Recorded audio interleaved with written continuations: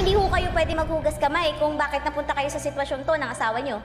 Objection, Your Honor. She's badgering the witness. Sustain! Newsflash, Attorney Intan. Yung taong pinaka-kinainit sa'yo, yung taong laging tumatawag sa'yo sa korte, yung number 1 kaaway mo, is also daughter number 1 ng mama mo.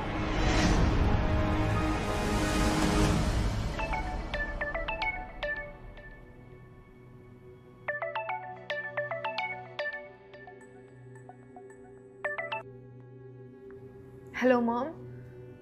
Hi, Era. Natanggap mo ba yung mga messages ko and some good news? Oh, what's wrong? Tell me, I'm your mom. I know if something is wrong. Well, it's about Lilette again. She's getting into my nerves pa din. Ay, naku. Ano na naman ang nangyari? I'm fine. Stress lang ako from another encounter with her sa court kahapon. So smug and overconfident after her cross-examination. Alam mo, Mati, trigger ko talaga yan si Lilith eh. But every time that I fight, every time, I can still remember everything that I went through because of her. Parang pakiramdam ko, Mati, parang powerless ako eh. She still gets under my skin. Don't worry about her. And I'll protect you at all costs. Lalo na siguro, Mati, kung matatalo niya ako sa case na to. Paano pag inungkat niya ulit yung mga nakaraan? Paano pag awayin niya ako? O di kaya worse, paano pag gagawa siya ng kwento just to ruin me?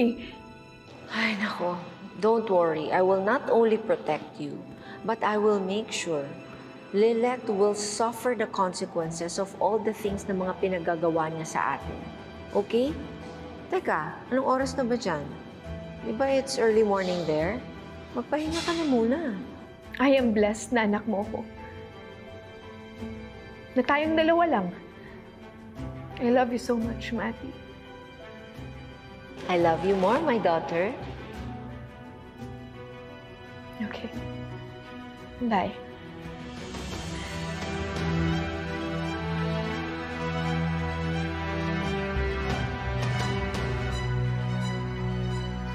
Humanda ka sa bagong witness ko.